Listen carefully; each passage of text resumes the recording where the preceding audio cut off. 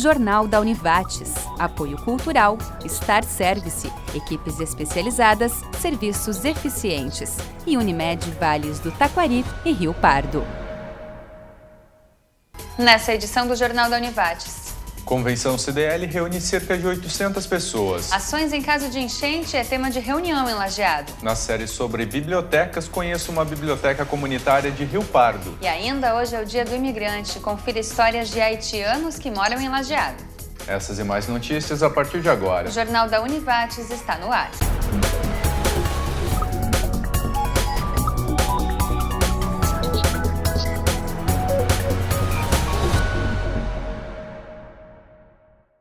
Boa noite. Boa noite. A Prefeitura de Lajeado vai iniciar a obra de recapeamento da Avenida Benjamin Constante. O Departamento de Trânsito já prevê que ocorram congestionamentos, fluxo lento e até parado pela realização da obra. O recapeamento começa na esquina da Avenida Benjamin Constante com a Rua Tiradentes e segue até a ponte da RS 130 no bairro Florestal. Para evitar ou reduzir a lentidão nos horários de pico, o Departamento de Trânsito sugere que os motoristas busquem vias alternativas. O local será sinalizado para que os motoristas possam identificar com facilidade os trechos em obras. Cerca de 800 pessoas participaram hoje da Convenção CDL Lajeado. O evento aconteceu no Clube Tiro e Caça. A 15ª edição da Convenção de Dirigentes Lojistas de Lajeado proporcionou uma reflexão sobre criatividade. O tema foi Crie Experiências Únicas. A gente sabe que a gente está passando por um ano de algumas crises, algumas dificuldades, e é muito importante para as pessoas virem para cá, escutar novas ideias, para criar algo diferente nos seus negócios. Então isso é o principal que as pessoas vão poder tirar daqui. Chegar no seu negócio, o que eu posso fazer de diferente para mudar essa situação, ou para melhorar o que já está bom. E para os nossos apoiadores e patrocinadores, é um evento onde tem muitas pessoas circulando, trocando cartões, conhecendo o seu produto. Então também é uma forma de vender seu produto para quem sabe futuras negociações. Entre elas, a Michele. Ela participa pela primeira vez do evento. Na região, a gente tem poucos momentos em que a gente para refletir, para pensar e planejar um pouco melhor o nosso negócio, pensar em inovação. E esse ano, especialmente, é um momento que a gente percebe que os nossos clientes falam muito sobre a crise, só que a crise também é uma oportunidade, para sair de uma situação e tentar pensar em inovação. Eu acho que a convenção, ela acertou muito no tema nesse sentido, porque ela está abordando estratégias e formas de repensar o nosso modo de enxergar a crise como uma solução para atrair mais pessoas e alavancar o negócio. Entre os palestrantes, Alfredo Rocha, que falou sobre liderança para a gestão da inovação. Ele destacou a inovação nas empresas e deu dicas sobre como desenvolver a criatividade no âmbito corporativo. Sempre agrega muito para nós, lojistas, quem está no comércio. E esse ano foi bastante colocada a questão da inovação, que principalmente num período como esse, que está se comentando muito de uma crise econômica, acho que é fundamental que o empresário ele se mantenha motivado e que tenha atitude em frente aos problemas para que possa ter resultados novos. Em Lajeado, alguns pontos de táxi não estão nos lugares considerados mais adequados. Em outros, há necessidade de ampliar o número de veículos disponíveis para atender a população. Ocorre ainda a necessidade de melhor distribuição dos carros e até de ampliar a frota, que hoje é de 62 para cerca de 70. Esses são alguns dos principais temas da reunião com proprietários de táxis de Lajeado. O encontro vai tratar da abertura de licitação que servirá de base para as modificações necessárias envolvendo o serviço na cidade. O encontro está marcado para o dia 1º de julho, às 9 horas da manhã, no Salão de Eventos da Prefeitura. A área administrativa da Secretaria Municipal da Saúde de Estrela passa a atender a partir da próxima segunda-feira no bairro Oriental. O prédio foi construído para abrigar o posto de saúde central, hoje localizado na Rua Coronel Brito. E a seguir, época propícia para a cheia se aproxima. Entidades planejam ações em caso de enchente. Nós já voltamos.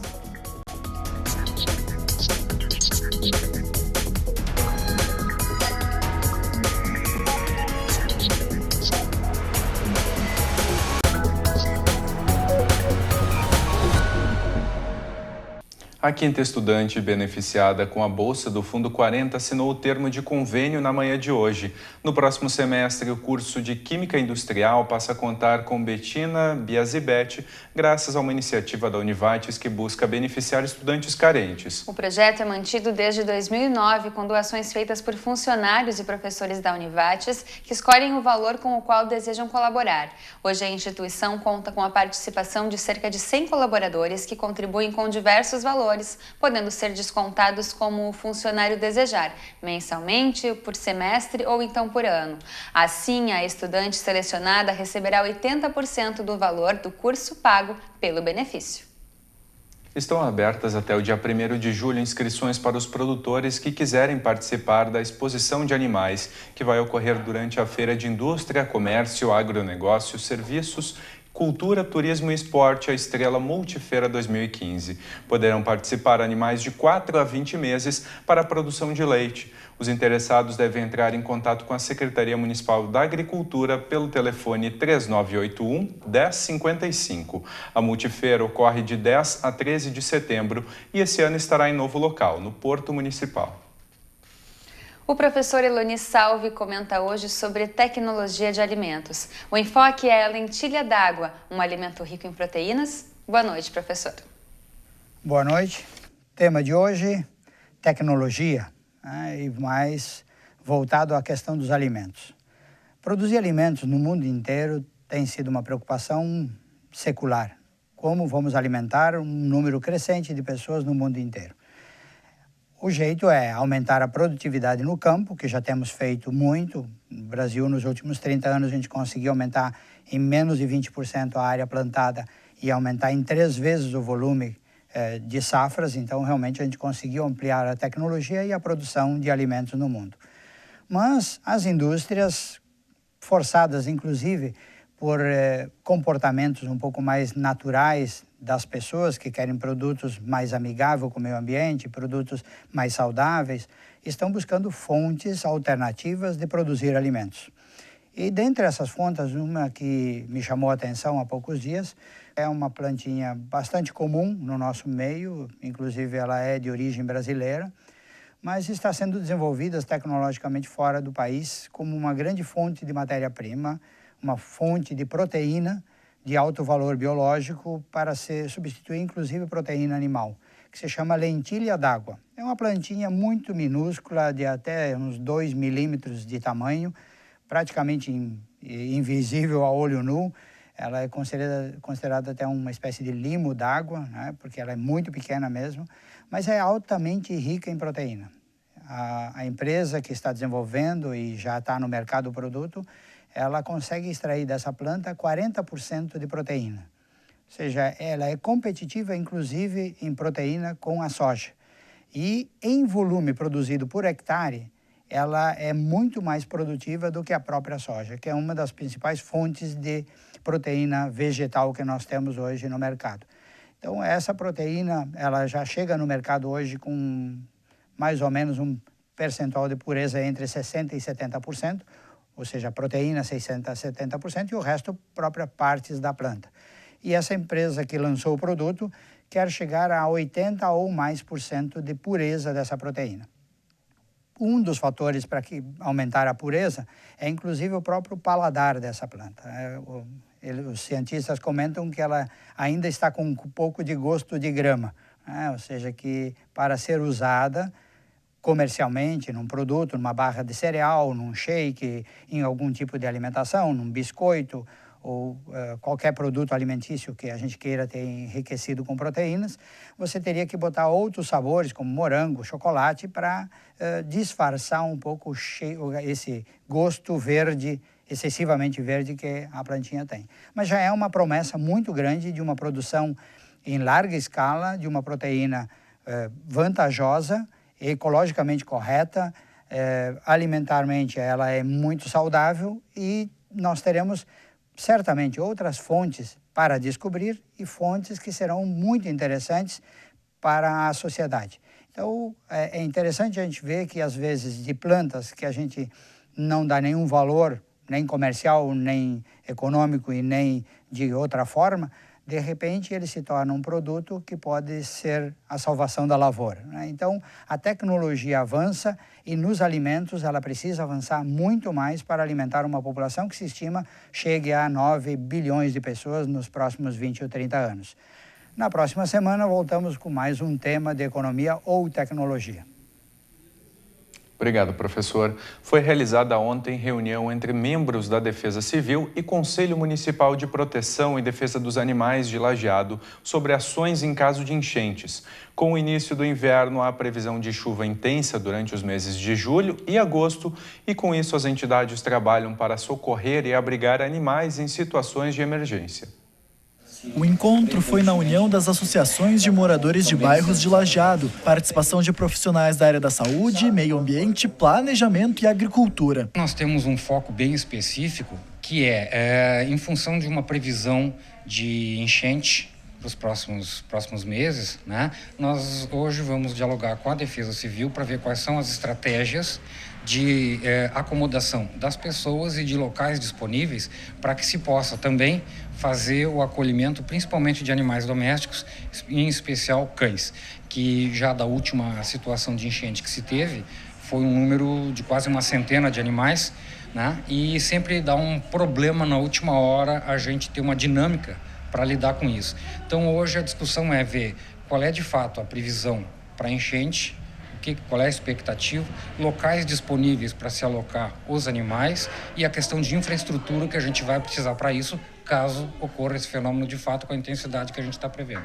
A proposta do Conselho Municipal é garantir bem-estar aos animais, de modo que não ocorra transmissão de doenças para os humanos. A ideia, em princípio, é que a gente tenha uma preocupação tanto com fauna doméstica quanto com fauna silvestre, né, na questão de bem-estar dos organismos e também na interação que existe entre o problema de transmissão de doenças, né? E aí a gente quer colocar assim bem a situação de que, em princípio, animais para serem transmissores de doença, eles têm que estar, principalmente os domésticos, em mau estado de saúde. E isso implica na irresponsabilidade de quem tem um animal. A prefeitura possui um local para abrigar animais abandonados ao longo do ano, mas a lotação já está excedida. Os animais encontrados na rua, eles são recolhidos, né, ou por ONGs ou pelo Centro de Controle de Zoonoses da SEMA, da Secretaria de Meio Ambiente do município. Normalmente o que se faz é, em função do problema que se tem com disponibilidade de recurso e espaço físico para acolher esses animais, né? No caso do canil municipal, são 14 baias, já se tem praticamente 80 cães lá dentro, a questão de bem-estar fica bastante comprometida, agora vai haver uma ampliação, mas isso não dá conta da demanda, porque a gente sabe que pessoas de fora da cidade vêm para Lajeado porque tem um canil, e acham que no canil cabe tudo, e largam os cães aqui. E agora a previsão do tempo. Depois de vários dias com tempo instável, o sol apareceu na região devido à influência de uma massa de ar seco que atua sobre o estado. Amanhã o dia pode começar com nevoeiro, mas ainda pela manhã ele se dissipa e o sol passa a predominar no vale. E para o final de semana, a previsão é de sol. Confira agora as temperaturas para amanhã na região. E a seguir, mais uma matéria da série sobre bibliotecas. Nós já voltamos.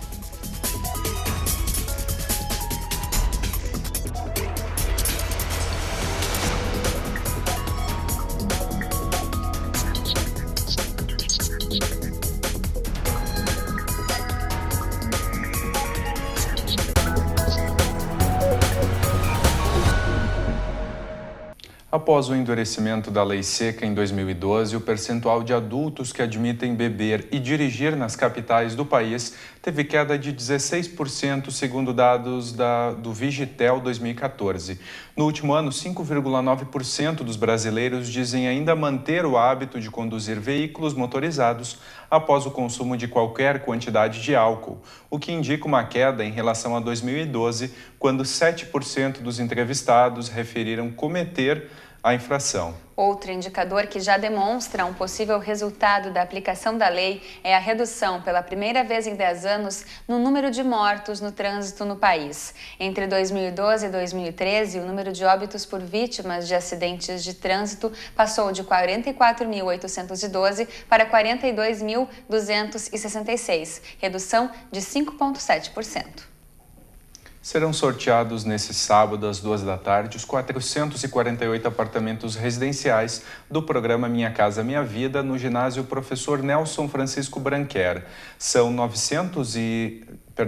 593 candidatos com a documentação em análise pela Caixa Econômica Federal. O empreendimento fica na divisa entre os bairros Santo Antônio e Jardim do Cedro. Os titulares que não forem sorteados ficarão como suplentes para o caso de haver alguma irregularidade com algum dos contemplados. As famílias pagarão por um prazo de 10 anos de R$ 25 a R$ 80 por mês. O máximo que poderá ser pago é de R$ 9.600. A Prefeitura pede que pelo menos um membro da família esteja presente na ocasião. De acordo com a Unesco, Organização das Nações Unidas para a Educação, Ciência e Cultura, 70% da população economicamente ativa do Brasil é de analfabetos funcionais. Ser analfabeto funcional significa que a pessoa lê, escreve e compreende frases simples, mas é incapaz de interpretar textos mais extensos e colocar ideias no papel. Uma das alternativas para reduzir essa triste realidade é incentivar a leitura. No Rio Grande do Sul, existem 536 bibliotecas públicas cadastradas na Secretaria de Cultura do Estado. Dessas, apenas 14 são comunitárias e nenhuma fica na nossa região. Mas por aqui existem iniciativas de acesso à leitura que têm papel importante em comunidades carentes. Você vai conhecer agora a história da dona Maria Leoni, uma cuidadora de idosos que decidiu abrir a própria casa para tentar mudar a realidade do Parque São Jorge, em Rio Pardo. Essa é a terceira matéria da série sobre bibliotecas e foi produzida pela TV Unisque, uma parceira da Rede Prosa.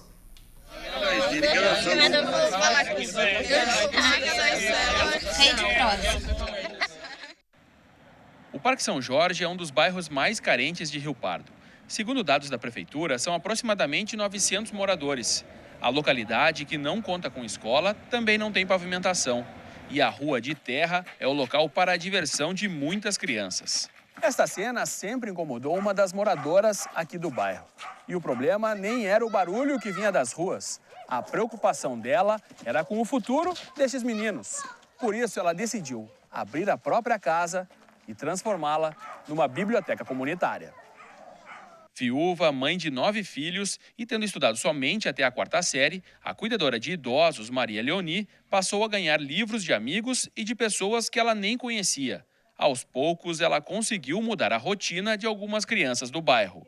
Eu gostaria que estudasse em casa, foi o que aconteceu. Começaram a estudar em casa, né, sem tirar o espaço da escola, lógico. E algumas crianças também que estavam na rua a gente chamava para contar historinhas, fizemos muito isso. Contava historinha e as crianças começaram a se interessar pelos livros. Interesse que também trouxe mudanças dentro de casa, principalmente com as filhas. Foi legal porque eu vendo as crianças pegando aqui, eu mesma pegava, não sei lá, dava mais imaginação para as coisas, eu gostava de ler muitas histórias. E aí vendo os outros também podendo ler. Procurar ler, porque lendo a gente vai descobrir novas palavras, lendo a gente vai abrir mais para a imaginação, lendo a gente vai descobrir coisas fantásticas, só com que o livro pode trazer para a gente. A biblioteca dentro de casa também trouxe a inspiração que faltava para a Denise se dedicar aos estudos. Hoje, ela é acadêmica de enfermagem na Universidade de Santa Cruz do Sul. Me ajudou bastante, porque foi quando eu aprendi a ter gosto pela leitura. Eu me interessava bastante na época de aula. Eu acho que foi por isso que comecei a fazer faculdade. Eu acho que se não tivesse os livros, eu não ia ter esse interesse por livro, por ler. Não ia querer nada com a vida, com certeza. Então, acho que me ajudou bastante até para mim ter um rumo na vida. Fundada há 16 anos, a biblioteca comunitária, que leva o nome do bairro, tem aproximadamente 3.500 livros. Por falta de espaço e prateleiras, muitos permanecem em caixas. Mesmo assim, muita gente está descobrindo o gosto pela leitura. Quando eu abri a biblioteca mesmo, porque foi na mesma época que eu me separei, e aí, como eu me sentia sozinha, eu peguei o vício por ler de noite, sabe? E até hoje sou viciada em leitura, em romance, principalmente. E a minha filha também começou a ler, sabe? E a minha pequenininha também agora está pegando gibi para ler. E vou ensinar meu filho pequenininho também a ler. Acho muito bom, porque antes a gente tinha que se associar lá no centro, que tem que pagar uma taxa que não é muito barata também. Eu acho bom porque aqui o pessoal do bairro pega para ler, sabe? E incentiva mais as crianças. Dados da Biblioteca Pública do Estado revelam que no Rio Grande do Sul existem somente 14 bibliotecas comunitárias cadastradas. 7 ficam em Porto Alegre e 2 em Canoas. Pelotas, Rio Grande, Santa Vitória do Palmar, Santana do Livramento e Taquara aparecem na lista com uma. A da Dona Maria Leoni não é cadastrada, por isso não pode participar de editais ou projetos oferecidos pelo Estado ou União. Acho que a primeira coisa é tu formalizar elas, né? Esse que é o ponto inicial. Aí tu formalizando ela dentro da associação de bairros, mostrar, a associação de bairros tem uma biblioteca comunitária incentivada para a Dona Leonir. Por exemplo. Aí sim, aí tu vai fazer um projeto buscando recursos para a associação que se repassaria, então, para a biblioteca comunitária. Mas o que tu tem que fazer é formalizar. Formalizando, aí tu busca os recursos. Antes disso, é impossível, porque daí ela não existe formalmente e a gente fica com uma ação social, acha bacana, acha bonito, mas não vai passar disso. Só o auxílio, infelizmente, ou felizmente, para se alcançar, tem que ser formalizado. Considerada uma das principais cidades históricas do estado, Rio Pardo foi fundada no século XIX. Com mais de 200 anos, ainda preserva diversos locais que retratam a origem do povo gaúcho, como a Rua da Ladeira, a Igreja Matriz Nossa Senhora do Rosário e o Centro Regional de Cultura. Inspirada na tradição do município, Dona Maria Leoni também quer fazer história, mudar a realidade do Parque São Jorge. Natasha, tu vem tirar livro aqui na casa da tia? Sim. Tu gosta de ler? Gosto. O que tu gosta de ler? Mônica e os livros das princesas. Por que é bom ler? Por causa que a gente aprende. E no próximo bloco, hoje é Dia do Imigrante. Conheça a história de haitianos que moram em Lajeado. Nós já voltamos.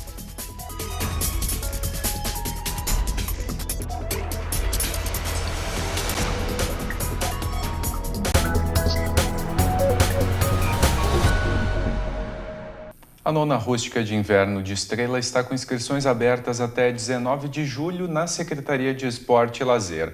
A largada do Parque Princesa do Vale será às 9 horas da manhã para a categoria infantil, de 9 a 15 anos, que terá percurso de 2 quilômetros. Já às 10 da manhã para a categoria adulto, com percurso de 3 quilômetros para a caminhada e de 5 e 10 quilômetros para a corrida, com classificação por faixa etária. No infantil e na caminhada, as inscrições são de graça para a corrida adulto. O custo é de R$ 34. Já na categoria morador de Estrela, o custo é de R$ 24, mas deve ser apresentado comprovante de residência. Na sexta posição, com 16 pontos, a LAF quer se distanciar do 8º colocado da tabela, que no momento é justamente o Cachoeira, adversário da noite de hoje, com 12 pontos conquistados. O jogo é logo mais às 8 horas da noite, fora de casa, no ginásio Derlizão, em Cachoeira do Sul. Hoje é Dia do Imigrante, culinária, vestimentas e costumes. Muitos são os itens de outros países que complementam e fazem parte do nosso. Nos últimos 5 anos, o fluxo de haitianos vem se intensificando. O país foi devastado por um terremoto em 2010 e, a partir disso, parte da população vem para cá para mudar de vida. Nesse dia, a comemoração mostra como os laços entre os países ficam ainda mais estreitos. Foi todo destruído, né? Derrubado. Aí não tinha mais nada para fazer. A oferta do emprego que tinha era muito pouca, né? Então a demanda era maior. Daí a juventude profissional e tinha que sair do país urgentemente para poder procurar melhorias do outro lado, né? Hoje é Dia do Imigrante. Entre os que adotaram o Brasil como país de moradia nos últimos 5 anos estão senegaleses, haitianos e bangladeshianos. Às vezes as pessoas olham para a chegada do diferente como sempre excluído. Até eu falar, a gente como imigrante, a gente sempre é considerado outsider, ou seja, sempre é de fora e é tratado de fora e a gente se coloca de fora. Eu falo a gente porque nesse lugar eu também me coloco.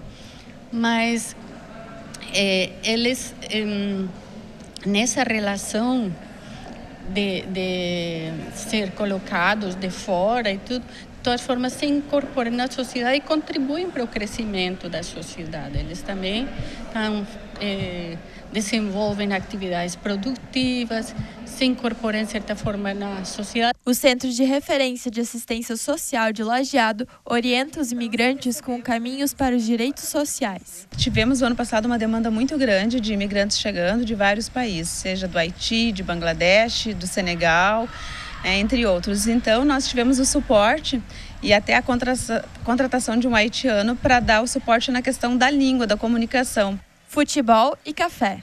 Isso era o que Simon imaginava do Brasil antes de vir para cá.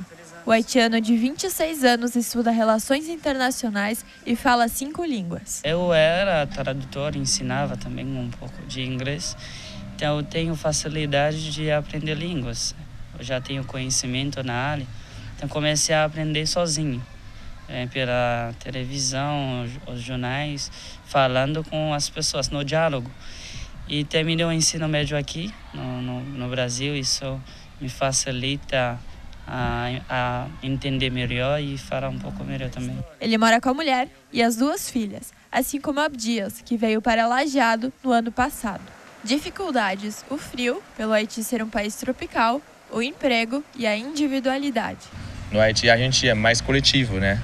A gente é mais unidos daí. Mas aqui, quando nós chegamos aqui por primeira vez, vimos um povo individual, né? Cada um por si. E até porque a primeira vez que eu achei estranho, eu trabalhei lá com alguns colegas, né? Quando a gente se encontra na rua, final de semana, eles passam por você como se eles não te conhecessem nada, né? Daí a gente ficou muito espantado vendo isso, porque como que um colega de trabalho está passando por mim, como que se não me conhecesse? O Simon trabalha no CRAS e ajuda os imigrantes quando perguntamos se ele voltaria para o Haiti ou ficaria no Brasil. Eu volto um dia. Isso vai levar muito tempo. Quero terminar minha faculdade, fazer um mestrado ou um doutorado. Eu quero chegar a esse nível, aí depois eu vou voltar. Isso vai demorar uns 15 anos ainda para conquistar tudo isso, porque eu veio de lá, não queria voltar do jeito que eu veio. Então, melhorar um pouco a vida, com mais conhecimento, com certeza um dia eu volto. O Jornal do Univates de hoje fica por aqui. Nós voltamos amanhã à noite a partir das 6h30. Tenha uma boa noite. Tenha uma boa noite e a gente te espera amanhã.